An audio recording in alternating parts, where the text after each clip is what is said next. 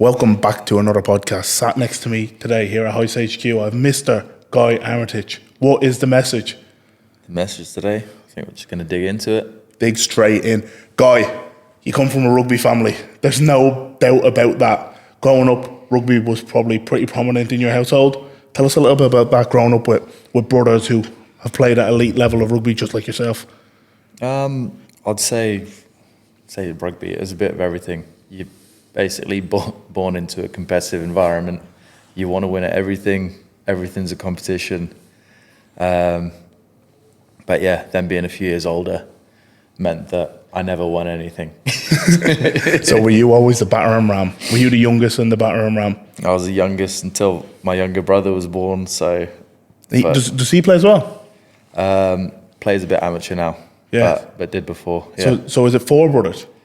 5 boys, 1 girl. 5 boys, 1 girl. That's a big family. That's a big family. So tell us a little bit about that. Obviously, you have your younger brother now, but growing up in the Armitage household, what was that like? What was the family dynamic like? And a bit about like where you're from. You're not from Yorkshire.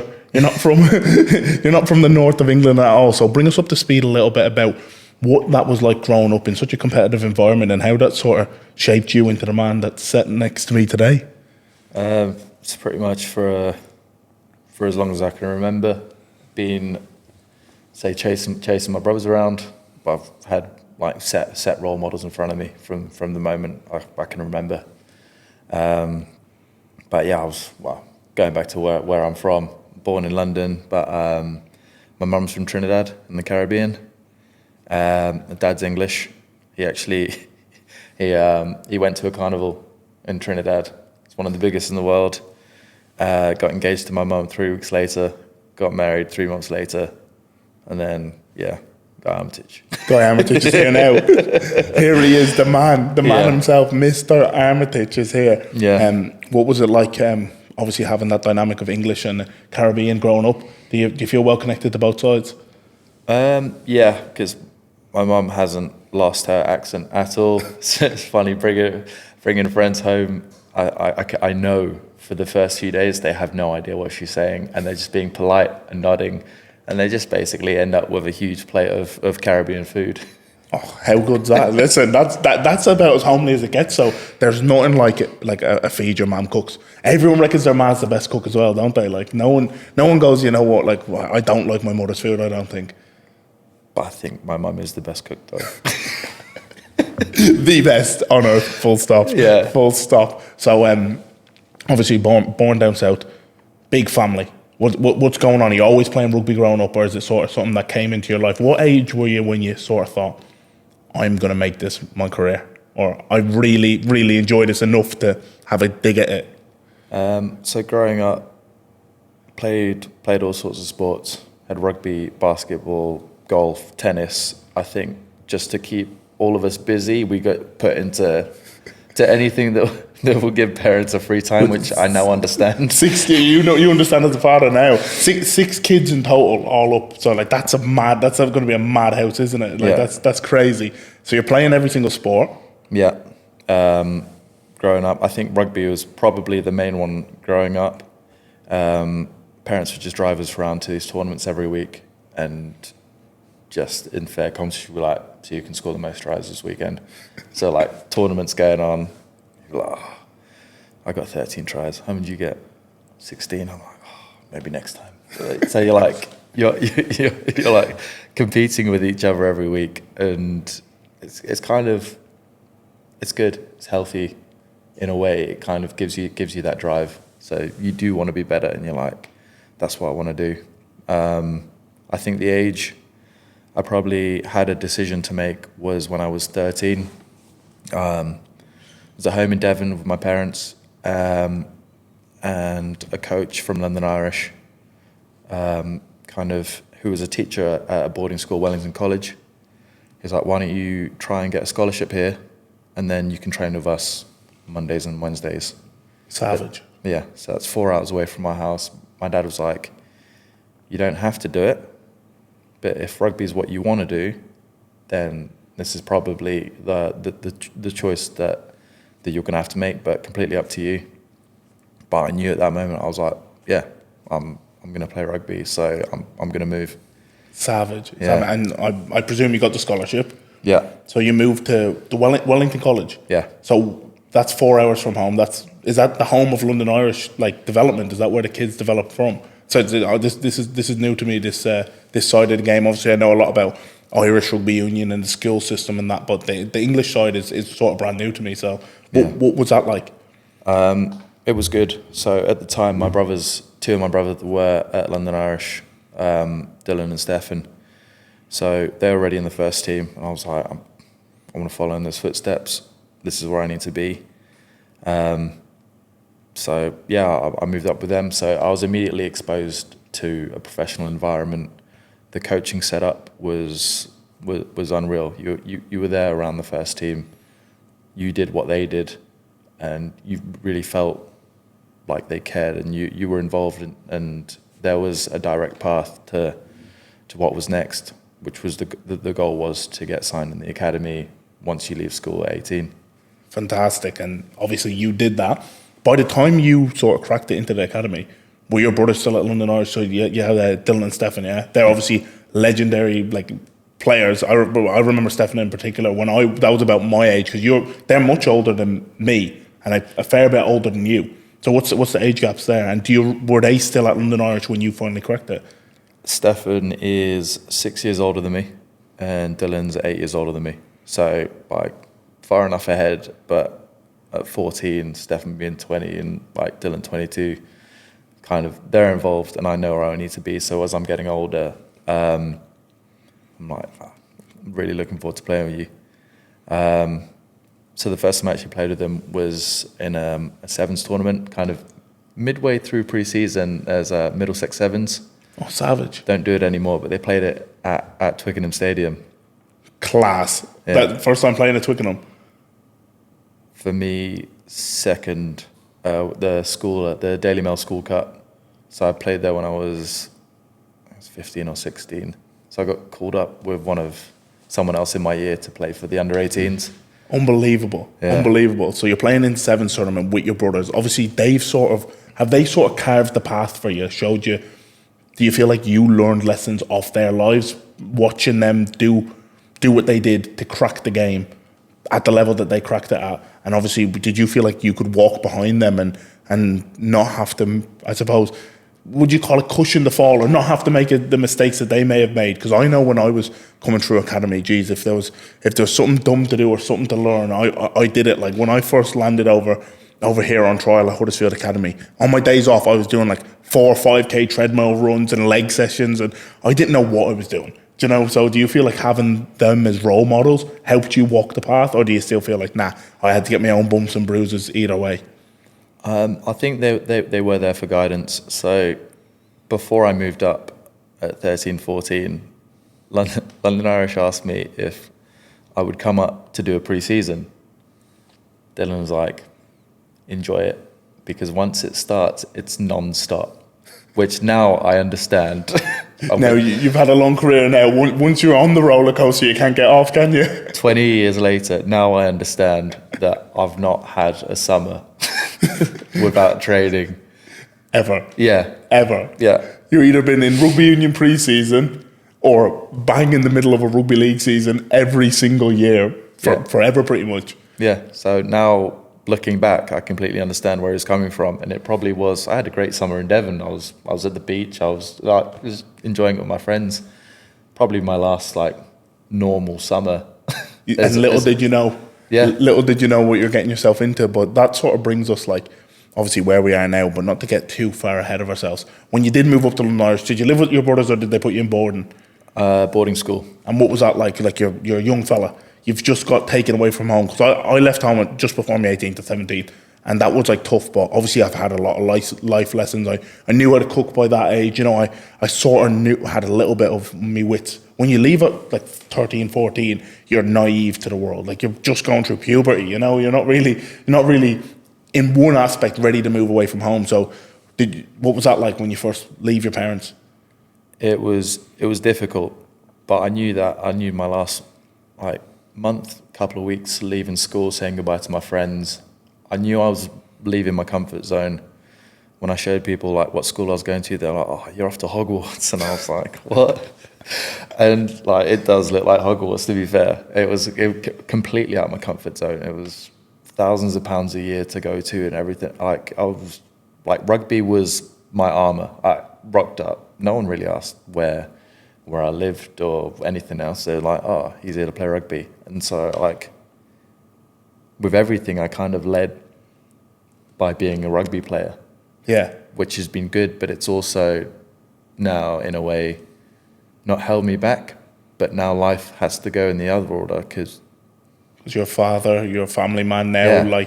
Life changes quickly, especially when you transition from that young kid chasing a dream. You are the rugby player to who actually is Guy Armitage away from rugby. Yeah. And when you go through that sort of transitionary period, I feel like it is a bit of self-discovery, and obviously chatting with you at training and things like that. It's something. It's a path that you're on at the moment, but it's something that's like not talked about enough as players. Is that eventually we all need to walk it. Eventually we all need to find out who we are away from the rugby player, because that's not just our whole entire lives. Even though it makes up a big chunk of our lives for a short period of time, we are someone away from the field, away from the grass, away from the changing rooms and the stadium and the noise. There's someone underneath that shell, and I feel like you've been on a bit of a journey of discovery for that at the moment, aren't you? Yeah. No, I think that's it. It's that I'd say growing up, whenever teachers asked me anything, what are you going to do when you leave school? I was dead set, I'm going to be a professional rugby player. Didn't shake, nothing. I was like, that's what I'm going to do. You need to apply to uni, do this. So I studied. I did apply to unis, knowing full well I wasn't going to go, which could I have done? I did what I thought was right at the time. Yeah. But having that big goal made all the smaller everyday decisions easy. Do I want to do this? I'm like, is that going to help me? No, it's not. I'm not going to do it. What about this? Yeah, that will help me. So it made life easy in the sense that I knew where I was going and what I wanted to do. So now, in a way, I feel like a kid again, except I'm not completely clear on what that big goal is, because I have achieved my childhood dream. I'm still living it now, being a rugby player.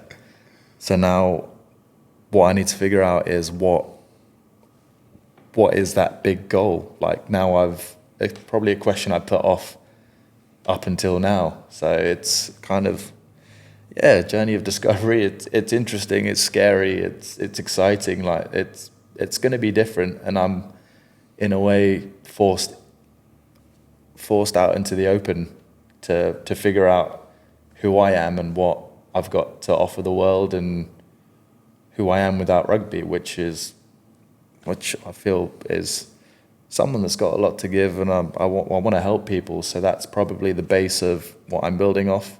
Like, what do you want to do? I'm like, all I know is that I want to help people. How that looks, I'm not sure. So now we're just taking baby steps, and I think since asking for help, it has been really difficult in this pre-season, which is weird because it's only last month. This isn't like it's like miles away. Like I see you every couple of days. So like, it's weird in the sense speaking about it because I'm like, I'm going through it. So it's not the past. No, this isn't my past life story. This is something that I'm trying to figure out at this very moment.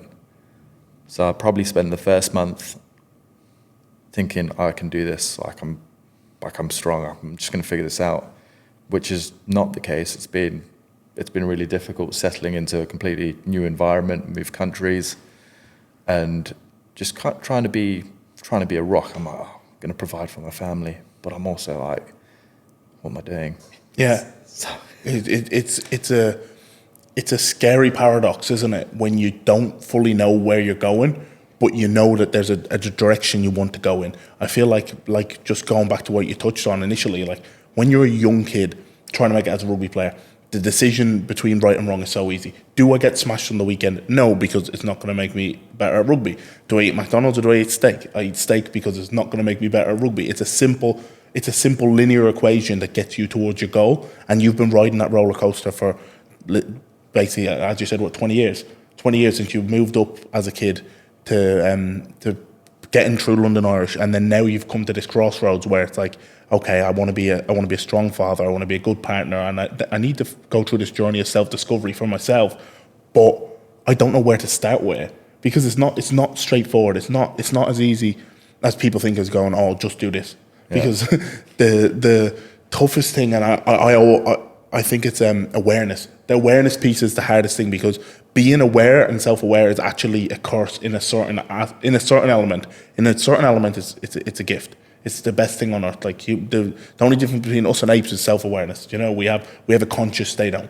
You know, we can think our own thoughts. But when you become self-aware, it takes you down this weird rabbit hole of like, what is my purpose here? Do you know what I mean? What am I going to do to add value to this earth and to be a good version of myself? Whereas being blissfully ignorant, which we probably were as kids when we're trying to make it as rugby players, because the answer is, I'm going to be a rugby player. Do you know what I mean? Being blissfully ignorant is actually a gift in one sense, because you can just like go tunnel vision and just go, this is what I'm going to do. Or if you don't have the self-awareness piece, you're not actually aware of the fact that you're just going through the day-to-day on a hamster wheel, because you're not aware, but you're in that reflective period, which is it's a tough place to be in. And I've enjoyed, like, obviously the conversations we've had at training about your transition and sort of trying to figure it all out. Because I think one of the things that I said to you, like probably one of our first weeks in pre-season, is you don't need to decide now.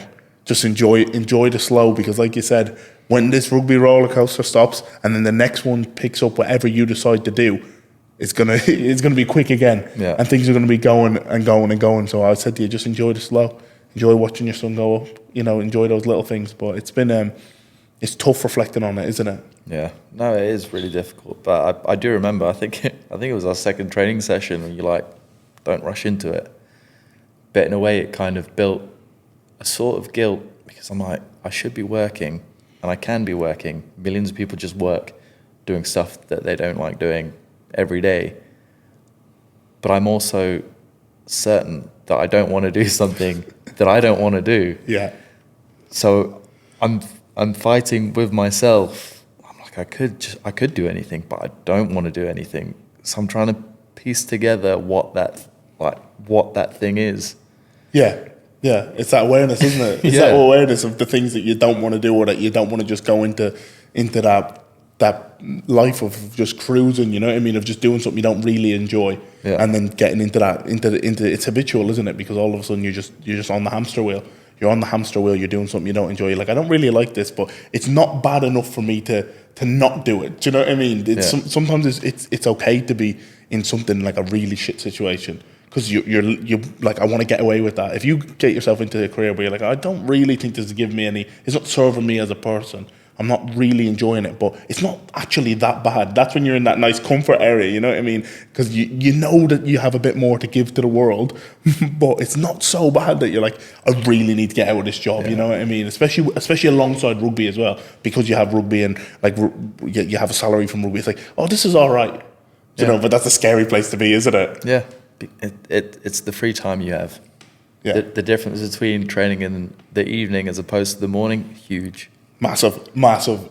Train in the morning, event that, can do nothing all day, and you just cruise.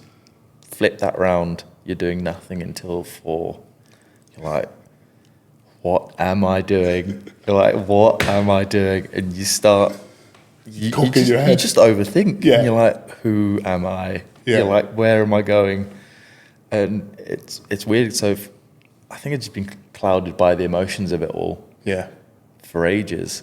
And then after a month, I was like, because I feel like I'm good at giving advice to people because I can see it for what it is. Yeah. So I kind of like wrote it down. I was like, what is my situation? And what would I tell me to do? I was like, just speak to someone. I was like, just ask someone for help. So I spoke to Tony, player welfare at Bradford, and I was like, I was just honest. I was like, right, I don't know what I'm doing, and I don't know where to go, and I'm not sure what to do. She went, right, what are your interests? What do you need? And she put me in touch with someone from Rugby League Cares. They posted about that recently. But I met up with him within like a day or two. Sat down for a coffee for a couple of hours. One of my favourite things to do. I think we can mutually agree about loving smacking the blends. We don't mind that. It is. It's the best. Hard times, isn't it? Smacking lens.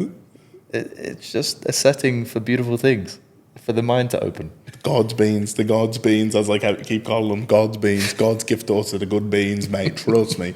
So you sat down, you're having a coffee, and like diving deep, I suppose, into figuring out where this transition takes you. Yeah. What are your interests? Where do you think you might want to go? So I've just led with, I want to help people. So education, social care. There's certain different aspects like you can go into. And by the end of the coffee, he went, you can speak to this person and this person. Had meetings with them within a week. Yeah. From there, got another meeting with the head of school and people in charge of charities another week. And we spoke about it before, that cutting down the time between the thought and the action. I was just thinking, which caused chaos in my own head.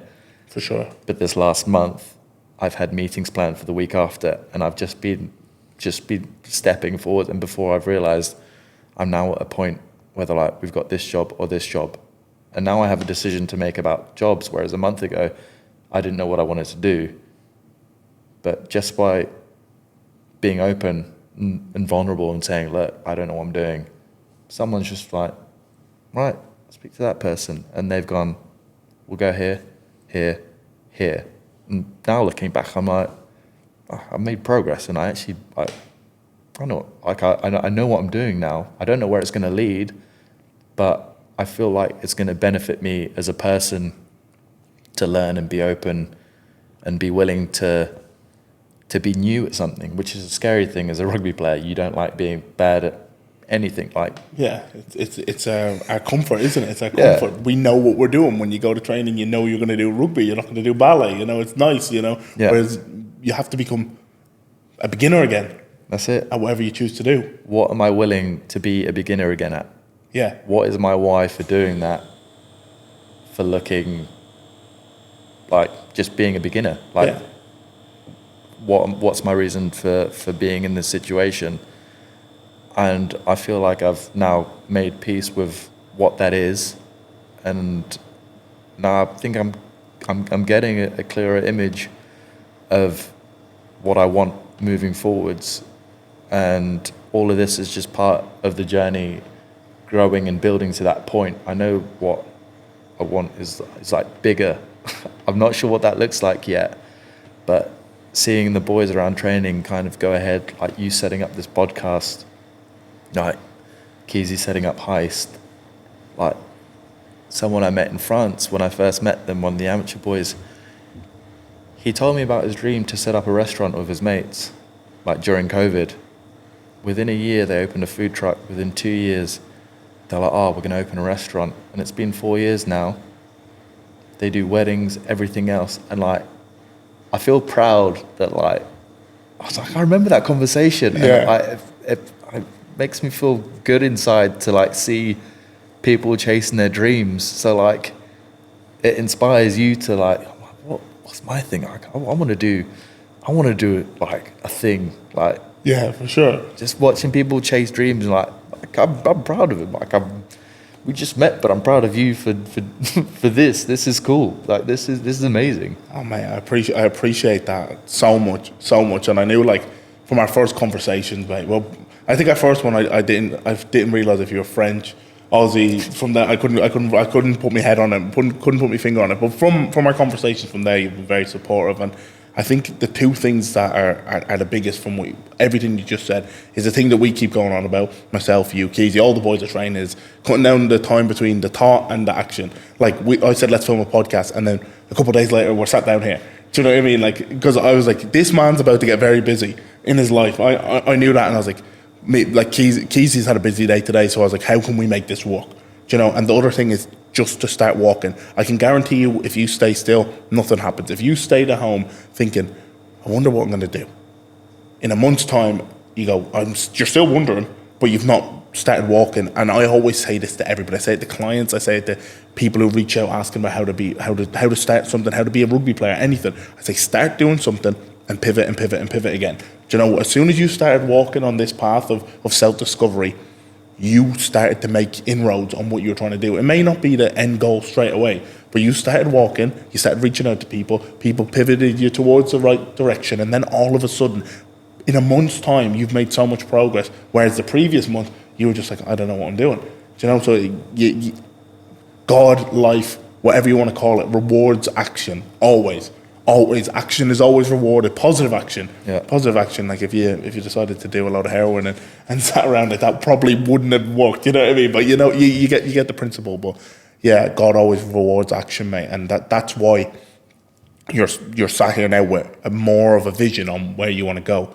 But before we dive into that, because there's exciting things on the horizon for you, I want to take us back to just a little bit prior. So you came through playing rugby union. Yeah. And then you were full-time playing rugby league before you got to Bradford. So just tell us a little bit about that transition from a career of a full-time professional rugby player to now becoming a part-time player. And obviously one of my teammates, we train on an evening. That's the biggest difference between being full-time and part-time. Like obviously you get salaried, and it's not really, sometimes it's not even financially, it's just the time that you have during the day that cooks you in your own head, which I found very difficult when I first dropped down into the championship. So tell us a little bit about that journey from playing professional rugby union to then becoming a rugby league player to then obviously leaving the south of France, leaving the sunshine and moving. It came full circle, but I know this, but other people may not know this. So tell us a little bit about that.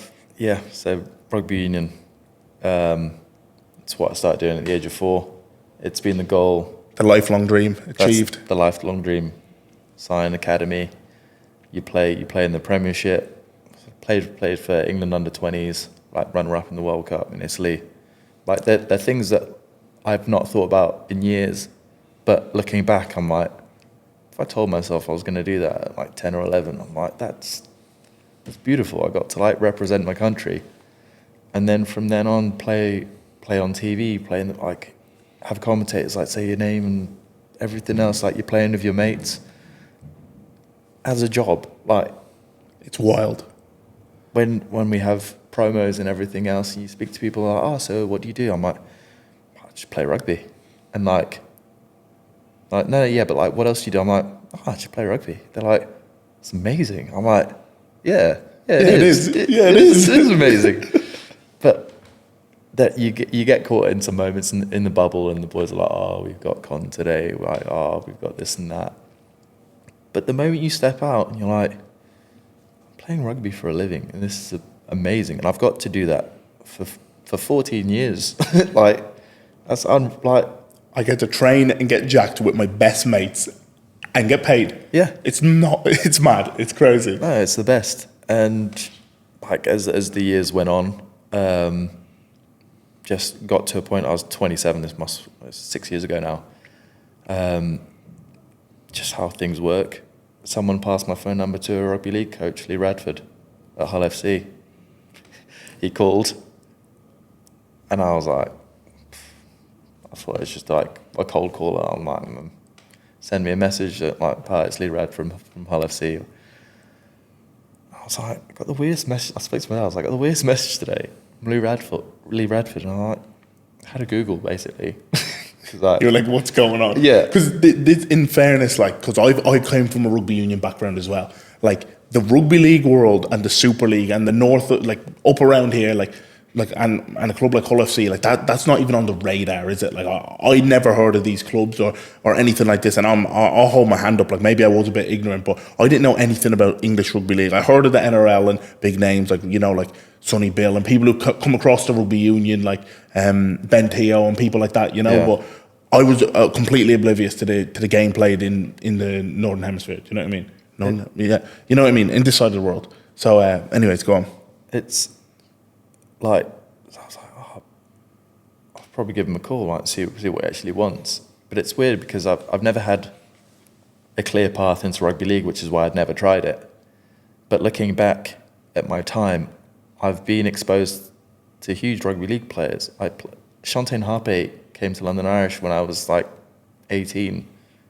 I'm like, oh, hey, how are you? Like, just a chilled up bloke. But I didn't know where he came from or what he did. And now looking back, I'm like, he's the man. I was like, he's the man. had Setamata Sarr signed. Again, another massive player, but at the time at 18, I was like, oh, hey, bro, how are you? Like, just... Nice to meet you. I'm Guy. But just completely, I don't know if they must have thought I was just chilled out, but because I was like unaware of everything they'd done, I was just completely like relaxed with them. But it's only looking back, I'm like, wow. I'm like, this is... You're like fanboying now. Like. Yeah. No, I'm like, wow. This dude's pretty relaxed. But I just like completely unaware, but only looking back now, I'm like, those guys are just so chilled out and like, they were just good people. Yeah. And that's all. I feel like people who have longevity in this sport, more often than not, are really good people. Yeah. And like, even as it went on, Kyle Eastman was probably one of the last rugby league players that I played with in Union. Yeah. But he's the one who was like, I think he'd be all right. Because I messaged him after I got that message. And he was like, yeah, it's worth a go. Telling me play left centre and go from there. I was like, thanks for the advice. And I think I'm going to go ahead with it. So I went with a 2-week trial at Hull FC instead of a 2-year deal in the Championship, which I had some explaining to do with my fiancée of like 2 months. But yeah, we kind of just went with it. And so where were you offered a 2-year deal? It was Doncaster Knights. It was and they're full time, like they're... Yeah. So you had that on the table and you said, I'm going to roll the dice. And you went to Hull, went on trial. Yeah. My brother played for Doncaster Knights. My eldest brother, I think he had like 103 appearances, 100 starts, been there 5 years, basically, just a legend of the club. And I was like, that's what I'm going to be trying to compete with if I go there.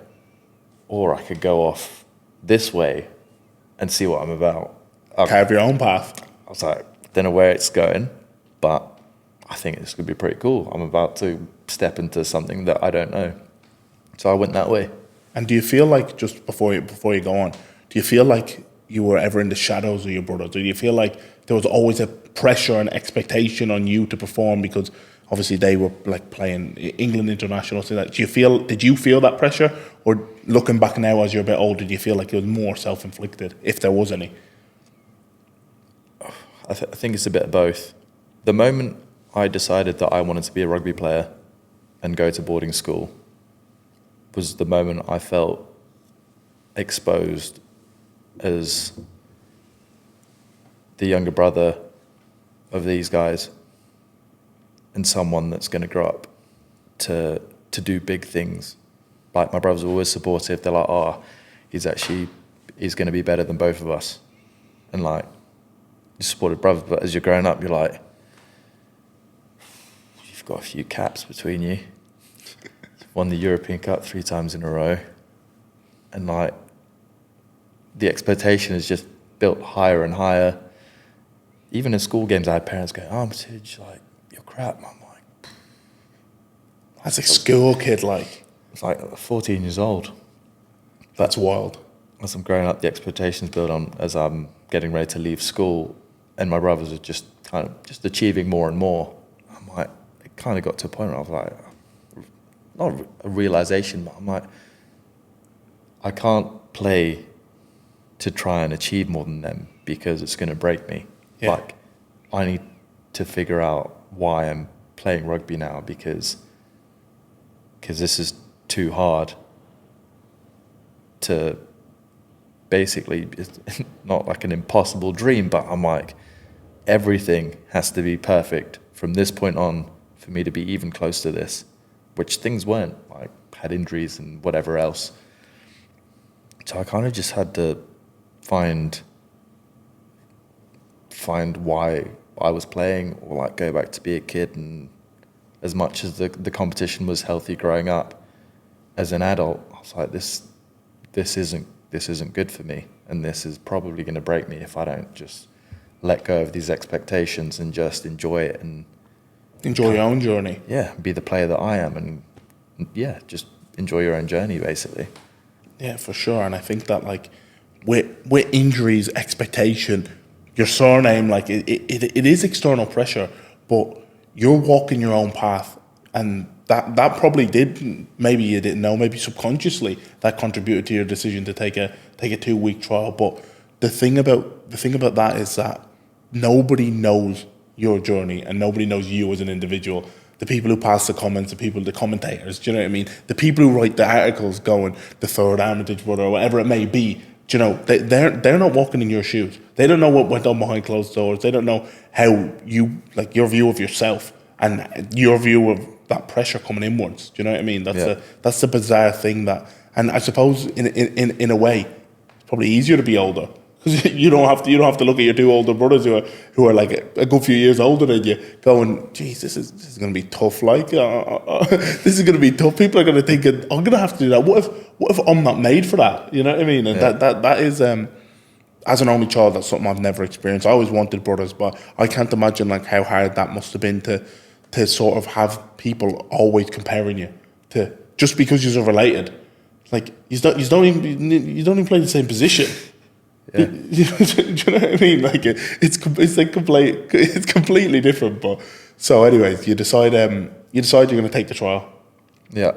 So 2-week trial, played a couple games, scored a couple tries. They were happy, but that week they signed Mahe Fanua and Adam Swift, and he went.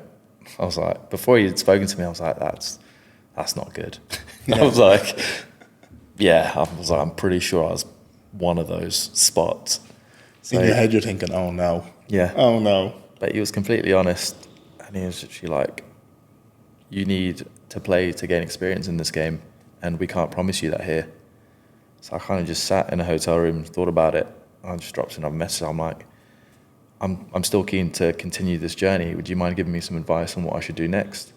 And he put me in touch with Danny Ward at London Broncos, and so I kind of licked my wounds, and within 3 weeks I was in London, back where I was in the same place. I was at Ealing Trailfinders, and they trained where London Broncos were.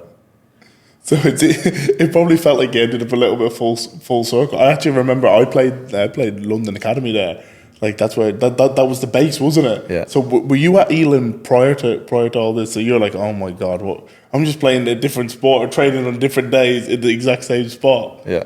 So when they got promoted, when they beat Toronto, like I was training that day when they got back from Mad Monday, and I was like, "Wow, like this is unreal." To be fair, and so I left in the space of 2-3 months. I had left the club, and I'd come back, and boys I'd play with at Ealing were like, "Is that you?" I was like, "Yeah, I'm back. It's me again." I was like, "I'm back." I'm like, we moved all our stuff to Devon, like where my family is. My missus quit a job. I was like, "You never guess what? We're going back. We need to go back." What? How did that go down?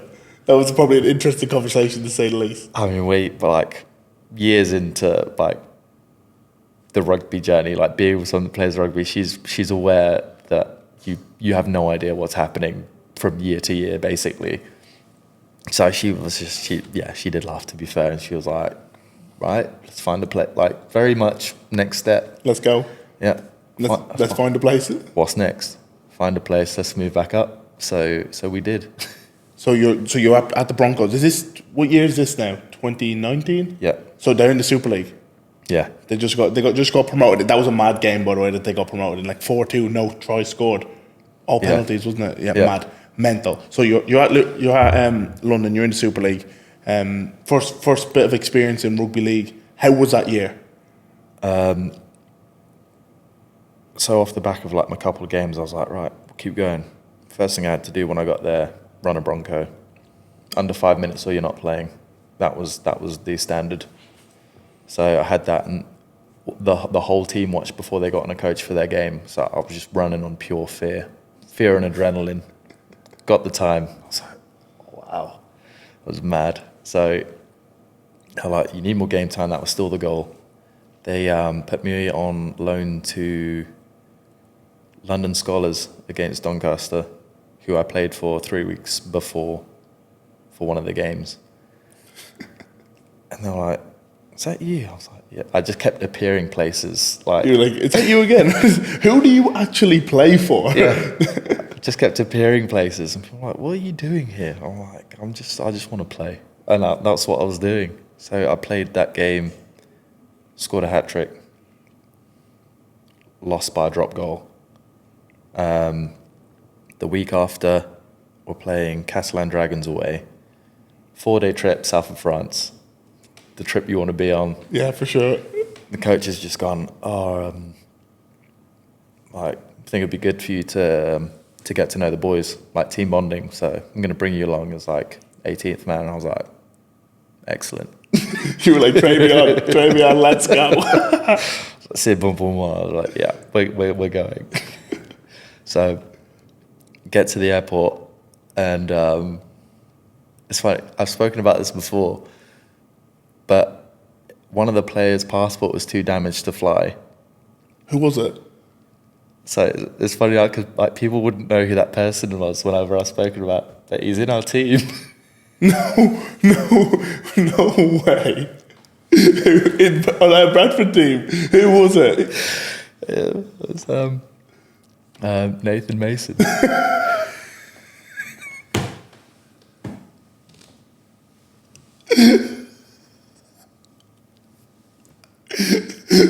We asked to watch this episode. I should have guessed. I was thinking, like, London, who played for... It wouldn't be Keezy, it wouldn't be Jimmy. Who else played for Big?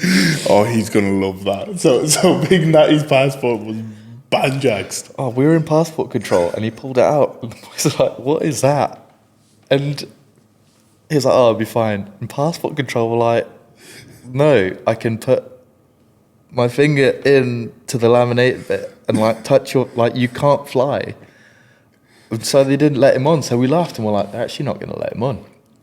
So he went back to like sort out a new passport, and like, that's it, he didn't come. And you're on the bench all of a sudden. So we're training, doing team run, and Wardy's like, there was another forward that was travelling with us as well. So I'm like, logical, you lose one forward, you put another forward on the bench. He went, yeah, I'm going to put you on the bench, so you're going to make your debut in the Super League. I was like, I think it's my third game. Of rugby league ever. Rugby league ever, yeah. Wild. I've gone reserves, League One, Super League in 3 games. How was it? It was unbelievable. It was hot. It was like 35 degrees, and I was just waiting to get on. The boys had like, it must have been like a 2-score lead. It was close, and everyone's just got sunstroke. No game plan. It was like, just defend for your life, Gary. They bring me on at right centre. First carry's on the left side of the pitch. They went, you're fresh. Just carry it. Everything that I had learnt up until that point was completely out the window. It was, you take it. You take it. You just take it. Yeah. So I'm just carrying. I'm getting clothesline, getting penalties. Yeah, I'm like, yeah, I can do that again. And yeah, we held out. We won away. You beat Catalan away on your debut. Yeah. That's a huge win. And that year, London got, like, for context, London got relegated. Yeah. And that was one of the games you won. Yeah. Oh my God. Said the Bears tasted good after that. Tasted delicious. Oh my God. Winning in France is the best ever. And there was a match bonus involved too, so I was real happy about it. Real buzzing. Super League debut, matchy, everything, the lot. Yeah. It's a lot, mate. Honestly, that is big. That is a bunch of, shout out Big Natty Mason. You are the reason that Guy made his debut. You never know. If Natty's passport was in good nick, you may not be sat here right now. Yeah. Week after, Hull KR away. He was like, I'm going to put you on the bench again. We won away. Hull KR. Tough place to win again. Tough place to win. Another bonus. Boys are flying. Unreal. Yeah. I was like, I'm 2 from 2.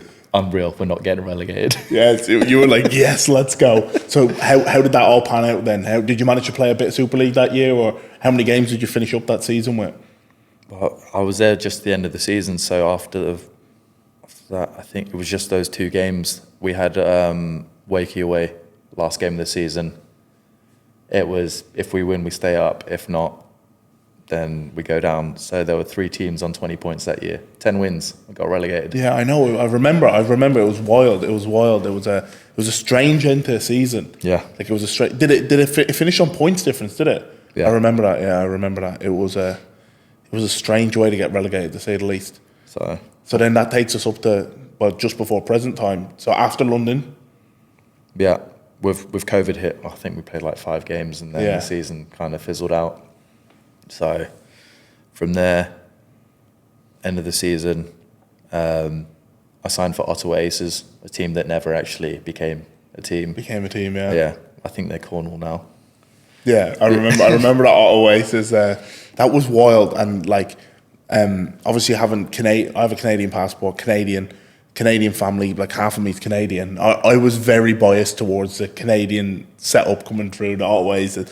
When Toronto got canned, I was like, I very strongly disagreed with that happening, like in COVID year. But yeah, I think it was good for the game, and without getting like too into it, I do think that like it was small-minded to can Toronto based off a year of COVID, and obviously Ottawa never came into fruition in the end. But so you signed at Ottawa Aces. That's probably another bit of the madness going on, because you signed there and then month before the season, I think it didn't make sense for sponsors to put their money in, because there were no away games because of travel. Yeah. So never kicked off. So a month before season started, 22 lads were like, well, go find a club.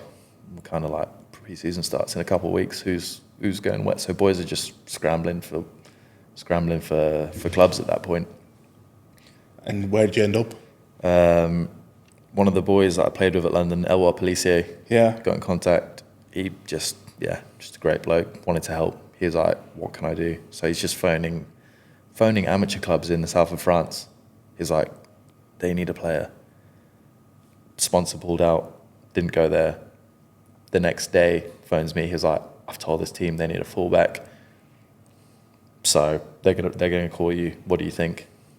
I spoke to my missus, and she was like, we just got married at that point, like a month before that. And she was like, yeah, why not? 6 months, see what happens. So was this Elite 1 or was this like full amateur? This was Elite 2. Elite 2, yeah. So like pretty much amateur. Yeah. Right, so you're just married. Yeah. Honestly, fair play to the wife. She's just like, yeah, let's go. Yeah. So you head to the south of France. Who was it for? Who were you playing at? Villefranche. Lovely. Yeah. What whereabouts? Where are you flying into for that? We're not flying. We drove. 2 sausage dogs, packed the car up, and we drove to the south of France. Yes. Yeah. I just laugh, man. I love these stories. Like this is what makes the game that we play. So you arrive in the south of France. How was that season, and what led you to get into Toulouse? So we're still middle of COVID. In France, you had a curfew at 6 p.m. You had to have a signed document to say that you were going to work and you were allowed out. Wild. 2 training sessions. Season's cancelled because of COVID, and no amateur sport is to be played. So they're like, you can either stay here for 6 months or you can go back to England. We were like, we might as well stay. You're in the south of France, like, yeah. Why not? Yeah, Elwar Policier again, now at Toulouse. I was like, look, I've spoken to the club. You can come on trial for a month. So I was within an hour and a half of Toulouse at this point. So I ended up going on trial at Toulouse. Told my missus again, what do you think? She was like, let's go.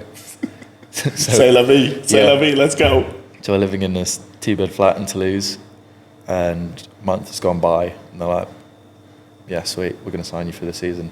So that's how I ended up at Toulouse. Wild story. mad story. And then you've been at Toulouse pretty much ever since to now. Yeah. And that's well, obviously, that's probably why I thought you were French. But you're fluent in French. You give me French lessons occasionally at training. Big guy helps me out a lot with my French speaking. But how was that? And what has it been like now coming back to England? Because that sort of brings us to the present moment of that aspect of discovery, that transition in life. You have a son now as well. So, like, tell us a little bit about that. Daughter. Oh, sorry, daughter. My bad. No, good. I would say I've probably grown the most in my time out there. Getting uncomfortable. Getting uncomfortable, completely out of my comfort zone, kind of taking a lead in the way. I'm not one to do admin and everything else, but because I spoke French, it meant that anything that needed to be sorted logically, I would now be the one to kind of do it, because my missus, like, she would just do everything. She would like just get it done. And I'm like, oh, I'll call them whenever. I'll call it. She's like, what's going on with this? So it made me more organised it made me grow up in a sense. And in that time as well, like, our daughter was born in Toulouse, in France. So I became a dad. I'm now basically taking responsibility as an adult, and at the same time, there were some tough times out in France.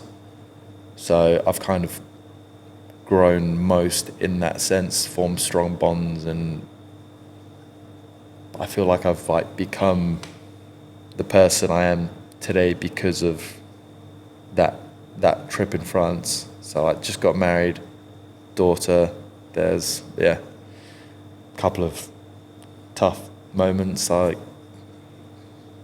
been kind of like fine. I didn't know as to say it, but we did have like a couple of miscarriages. Oh, I'm sorry to hear that, my man. That must have been difficult. Yeah, so those happened like in season,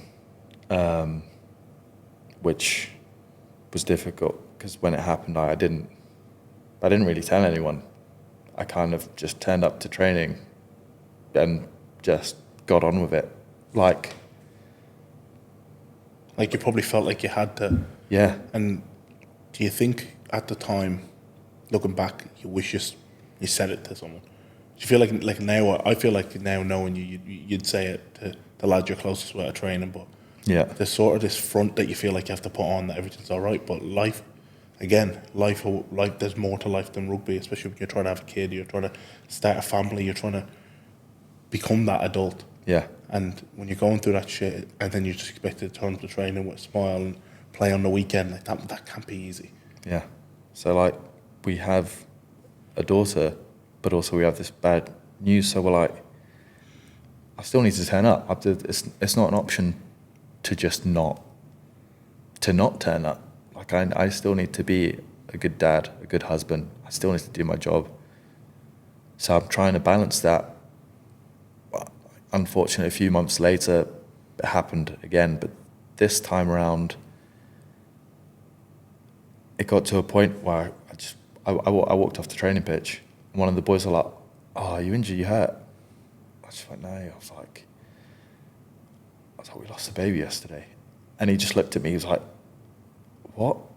And I just started crying, like, hugged me. But that time around, they're like, being more open. Like, all the boys were there for me, but I didn't allow them to be before. So I just carried everything. But I knew that this time around, I was like, I love you guys. Like, we spend every day together. I'm just going to tell you what's going on. And Better felt so much better saying it. it really did. Everyone, absolutely everyone, just there, like as you would expect. Not as you expect. But yeah, but you, like your brothers, you know what I mean? Like if they're here for the good and the bad, so holding the bad from them isn't necessarily good. It's you're not helping them. You're not being a burden. They're like, they'd rather know that. If you need anything, I'm here for you. For sure, and I feel like I can't. That's so difficult. That's so difficult to comprehend. But holding that within yourself, probably like that tension in you would have reflected in everything, in your energy, in how you trained, how you played. And I say the second time around, like it's shit. But I feel like being able to share that with the group, at least everyone knows what you're going through. Then, do you know what I mean? And then like people aren't getting on your back or like thinking, oh, what's up with this fella? You know what I mean? And it's not how you should be. But if people don't know, like, you know how it is at training. Like people are, you're always having a laugh and like, you're throwing rods out at people. You know what I mean? But if someone doesn't actually know what you're going through, and that is massively difficult to share. But if someone doesn't know what you're going through, it's sort of hard to blame them if they don't understand it. They're not on the same page. You know what I mean? Yeah. Jeez, man. I am sorry to hear that for sure. But I feel like being open about it and having that safe space, and you must have been close to the lads at Toulouse to be able to sort of share that with them. That's the thing. I was there for 4 years, and we were close. But I felt a difference by the time I left. That being able to share that, like I still speak to them now, but I know that the bond we formed, being that open and that vulnerable, we've had some great times. But being there for each other during the most difficult times, that's something really special and something I'm really grateful for. It must have been tough making that choice to leave, to come back here. How hard was that? That one, difficult, because it's somewhere where I did see a future and feel like I built a home. Your daughter was born there, of course, so like, yeah, it can't have been easy to pack up ship and come over here and start the next chapter of your life. Do you feel like it was sort of a now or never kind of moment? Being perfectly honest, there wasn't a contract there for me. So in a way, the decision was half made. There might have been a chance to stay playing amateur in the south of France. But I knew for me as a family to continue growing, I knew that for me to progress as a person, I needed to go back. I knew that there was more for me being back at home. The huge plus side of being near family, like that's one of the things you sacrifice being in a different country, which you would understand. Yeah, for sure. You fly back, but you need to plan for when you fly. Yeah, and then when you bring in a kid, that's a whole different stress altogether. You know, you're not just packing your like I'd sometimes jump in a backpack and that's it. You know, when you bring a kid and you have your wife, like it's a bit more logistically. There's a lot more that needs to be done. So you're back now. You're at Bradford, settling in well. I like to think. Yeah. You've been I've not been here long, but you've been a massive help for me so far. Like it's been nice having people like yourself in the corner, you know, in the same boat, and that sort of gets us to the present moment, I suppose. And there's some exciting things on the horizon for you. But do you want to share a little bit about that, about the potential of becoming an author? Oh yeah, it's funny because I don't really talk about it. I've kind of pigeonholed myself in a way, like I'm a rugby player. But I think being around all you boys and basically living lives outside of rugby so openly with your podcast and just seeing boys turn up to training from work, I'm like, it's okay to be something else, to do anything, and no one judges you. They're like, oh, this is what you do.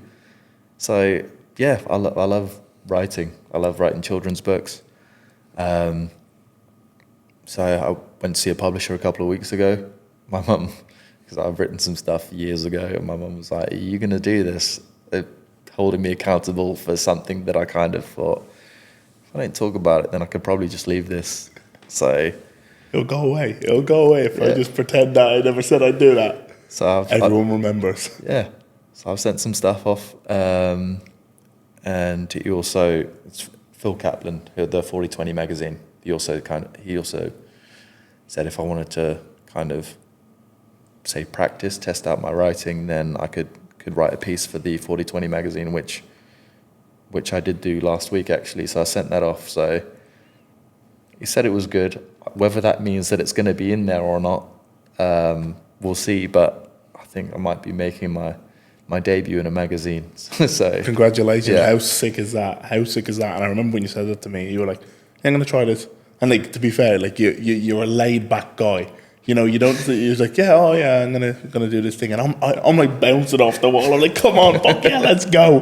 That's hectic. You know what I mean? But I do think, like you said, shortening that action time between saying and doing. And I think that what you realise is there's going to be more people, especially within our team or within your team, there's going to be more people who are going to support you if you actually go, you know what, yeah, I'm going to do this and I'm going to go all in on it. I think the biggest thing that like people would probably not get on your back, that's not the way of saying it, but when someone's not passionate, like you can see when someone's not passionate about something, so they say I'm going to do that, but they're not really all in on it, then people are like, well, he doesn't actually believe. You can read it when someone doesn't believe in what they're saying themselves. Yeah. Do you know what I mean? And when I started putting myself out there, like I was so like not scared, but I was unsure when I started.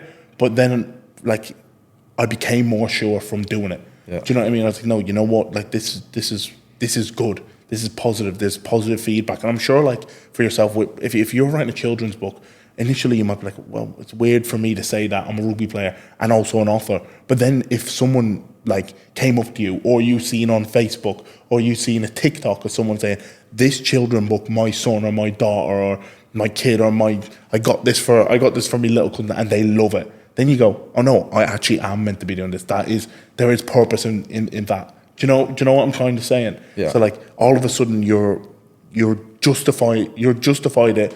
Someone has justified it for you where that self-doubt may have been when you're in that limbo between I'm meant to be a rugby player, and that is a hard thing to say. And I feel like touching on that as well, I'm meant to be a rugby player.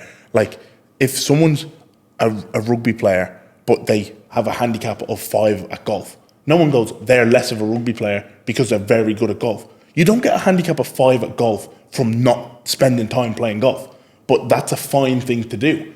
But if you are a rugby player and you make YouTube videos or you're a podcaster or you write children, it's a little bit of a different sort of, it feels different, but it's not. It's no different. Like you have to spend hours and hours away from rugby practicing golf to get a handicap of 5.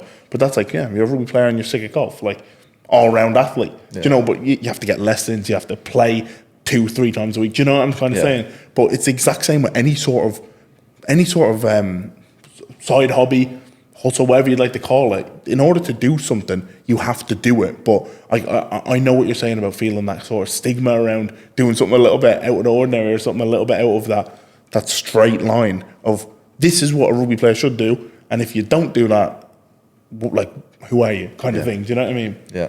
No, it's interesting to think about because some people just aren't bothered and they're fully open and comfortable being themselves through just how they've grown up and they've led the way, and you're like, how do I bridge the gap to get there?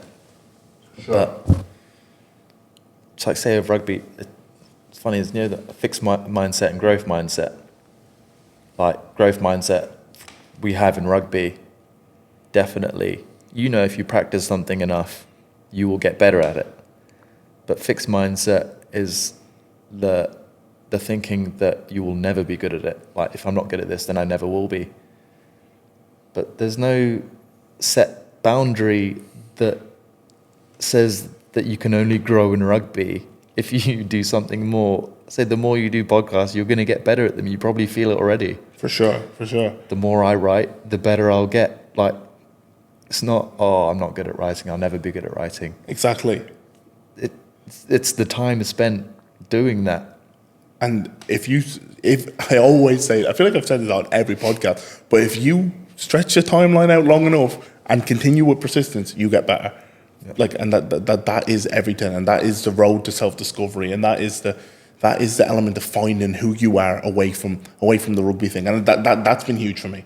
And like I feel like growing up as a kid, like I've never not been confident, but when I came into a professional rugby environment, that was probably the most like unself-confident I was. Like that was when I lacked the most self-confidence, because I came into an environment where everyone had grew up their whole life playing rugby league, and they knew rugby league in and out, and they watched it growing up, or their parents were legends of the game, or whatever it may have been. That was the first time I felt like, I don't know what this feeling is. Because as a kid, as a teenager, I always knew I wanted to be a rugby player. Like I was confident of that. I was confident in myself. Like if people said, let's go out on a session, go into some field and go drinking cans, I was like, no, I want to be a rugby player. It was easy. But when I came over here, that was the first time I was sort of like, I feel like, not insecure, but I don't feel fully confident in my environment. And then like I came to realize over, well, a bit of like you're doing now, like a bit of self-reflection and a bit of time spent going, but who do I really want to be? And then I realized, you know what, like I'm gonna die anyways, and I really don't care. I really don't care if someone from an opposition team or from a league below or a league above or someone who an ex-player thinks Ronan's podcast is bullshit or his YouTube videos are shit or he's a rubbish PT. I genuinely came to realize that I don't care, because someone will listen to you and I talk and they will feel motivated, or they will feel inspired, or they may have been on the exact same journey as you or I or some other guest, and then they go, that in itself is enough for me to feel inspired to continue doing what I'm doing. So like someone's gonna think, what an idiot, and I'm gonna be like, I really don't care, because I don't even know who you are. Do you know what I mean? And that's the beauty of becoming self-confident. I feel like that's a continual journey of getting better and improving yourself, and also like reflecting and having sick conversations like this, like when we're bouncing ideas off each other at training, and when me and you and Keezy get going and all the boys like that's the beauty of discovery. Yeah, that's what it's all in, is in that reflection, in those conversations, and becoming blissfully ignorant to the fact that you don't actually care about what anyone's going to say, because at the end of the day, like I said, we're all going to be brown bread at some stage anyways. That's it. I think it's just, eventually, when you go into new things, you will grow into them. And once you get comfortable, there's going to be a moment when you think, well, now what? And then it's just about growing your interests, seeing where else you could go, what else you can do, and basically expanding that comfort zone. Yeah. Because we all go into it at some point. So I think, yeah, get comfortable being uncomfortable. You know, the old, I don't even say the old saying. Is it an old saying? Is it where your focus goes, your energy flows? Yeah, definitely. Like you said, we're all going to be brown bread. We're all going to be bread. So just do what you love. Make a list of things that you love and the things that annoy you. Try and remove those things and focus on the things that you like, that make you happy.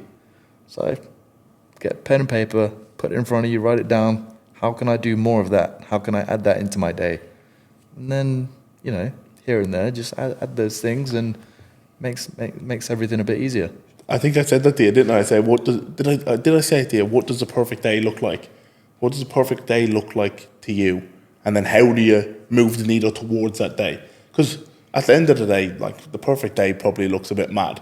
Do you know what I mean? It probably looks like not in 7 degrees weather realistically, but like what does a good Tuesday look like? Is a good frame to have, because it's not Saturday. You're not sat by a beach, you're not on a sun lounge. You know, they're great days for like occasionally a bit of dopamine filled, you know, sat on the sun lounge, you know, oh, life's great, all of that. But what does a good Tuesday look like? What does a mundane, boring Tuesday look like? Like for me, I think some of the beauties in this, my perfect Tuesday is get up, smack a great coffee, train like early. I love training early. I'm not a fan of the evening trainings. I know you agree. We're not a fan. Like, I don't like the evening trainings. I'd love to be training during the day. So get up, smack a beautiful coffee. I'll probably have a similar breakfast to I have. Some eggs, a bit of something wholesome, fruit, avocado, something like that. Smack another good coffee, go train, go for a sauna, go for a sea swim or some cold exposure. You know, smack another 3 more blends, as you're seeing a common theme here. But that's a good day, and that's what a good Tuesday would look like for me. So my goal, I suppose, is how can I make more Tuesdays or more days in my life look like that, and less days in my life look like the days that I'm filled with dread about. Do you know? And you need a bit of dread in your life. You need a bit of you need to do the days that are shit to get to the good days, and you need to do those uncomfortable days, and you need to do the hard graft, because no one gets to those perfect days without a period of sacrifice. But how can I move the needle closer to have more days where I really, really enjoy, I really go, you know, that to me is a great day. Like when I'm sat in Heist with all you boys and we're smacking them, and I'm just like, that is a great day. Like, I love days like that. They make it all worthwhile. They make the rugby, they make the Broncos every Wednesday. They make the wrestle sessions, the horrible leg weight. They make it all worth it, because we have that shared goal, and then we enjoy a day off together. But how do I have more days like that? That's the frame I love to use. And if I'm not moving my life towards that, then I'm obviously on I'm riding the wrong horse. I'm on the wrong path. That's it. And those bad days, those bad moments, those hard moments, they give you perspective to enjoy the good moments. Say all the good things, like, I don't know, say if you had a day off all the time, you wouldn't appreciate a day off. Like, if you never had fitness, you wouldn't appreciate the days when they go, boys, no fitness today. Those are simple pleasures. Like last night, we were all like, yes. We were like, no, God, yes. That's it. They're simple pleasures. You need something to balance it off. If everything's good, then is it good, or is it just the baseline? Like, you need it, because otherwise you're just flat. It's like, it's a change of perspective, isn't it? That's it. If everything's good, it's just the baseline, isn't it? Just that, and you need the peaks and troughs of the journey. You need those low moments where you, like you said, well, you don't need. I'm not saying you need them. That's a stupid way. That's a stupid way to frame it. But having been through those low moments, like we were just talking before the podcast, having been through those tough times and those lows when you feel probably alone out in Toulouse, and you feel like you and the wife are the only ones experiencing this, and you feel alone and you can't speak to anyone. Having been through them and been through the no contracts, or right, we're moving again, or whatever it may be, having been through them, they give you the perspective to reflect on your life and go, geez, like I really am happy with my existence in general, and how good are these good times? Because I've been through that, and I've experienced that, and I've shared that with certain people, or I've had that to look back on and go, geez, that was a real tough time a tough period in my life, or I had that injury, but I've come through that, and as a result, it shaped me into the person I am, who's a greater person now. Had you not gone to Toulouse and had to be the person leading the way on the phone to the Wi-Fi or the electricity or the gas, and like speaking in French and organising logistics, and had you not had to be that leader, you may not have been the dad that you are now, or that you may not have had the perspective. Had you stayed comfortable, gone to Doncaster Knights, had you stayed comfortable, you may not have had the frame of mind that you do now to go, you know what, I am about to hop on a new journey of growth and get a little bit uncomfortable and do shit that I probably put off for a few years, or I wasn't willing to accept where I was, and now I can because of that. Yeah, that's it. And like, maybe I wasn't the person I needed to be to do those things that I'm doing now, because I feel more confident in myself now as a person than I did, say, before my rugby league journey, before the challenges. You don't need the bad times or the hard times, but they happen. It's up to you whether you take something from it, whether you're going to learn from it, or just think, oh, that was awful, or why me? Why me? But really, you're like, well, actually, I got through that, and it's probably added something to me. Like I'm stronger for that. We did that. We got through that. Like, we'll enjoy the good times, and if bad times come again, up until now, I'm like, we're good. We keep getting through those bad times. I'm 100% on getting through the bad times. So it's still here. It's still here. It's still swinging. That's what I mean. So you just keep moving forwards. You learn from it, and know that those moments don't disappear. That they're a part of you, and you are who you are because of them. And probably, as much as it was horrible, I am a better person for it, and I feel like I find it easier to connect with people when I have discussions with them, because there's probably more depth to me now than when I was younger and happy-go-lucky and everything. Probably didn't get injured until I was 21. Like, everything was just good. Yeah, very tranquil. Yeah, so I think, just learning and appreciating everything that's happening to you. And if you think that you don't have anything special, know that your story, like, you're the only one with your story and your experiences. So no matter what you do or what room you step into, you will have something to offer that someone else doesn't. Even if that is just telling your own story, like, you're learning from it, right? That's pretty special. Oh, well, that's it, exactly. And that's what I think one of the big goals of this is, that for people like yourself and all the people who've been on and all the people who will be on, to share their story, because everyone's story is different, and what your story was 5 years ago isn't what it is now. Do you know? And you're in this transitionary period of your life, and I'm so glad that we managed to tie this down because you're writing a new chapter, and that's the excitement of it. That's the excitement of the journey. That's what makes life is the fact that things change and not everything goes straightforward. And if not, you're just a robot, and there's nothing more than surface level existence, is there? Yeah, that's the thing. Things are changing, and like you said, 2 days ago, you're like, I'm listening to you. We're speaking. There's progress. You're going to start a job. Podcast 2 days. I'm going to ask Keezy, see if we can use the place. Done. We're filming. Done. Boom. I love it. I Yeah. love it. Speaking of, we're here at Heist HQ. Obviously, it's a place of wellness. What does wellness mean to you? Wellness is, I say, taking care of yourself,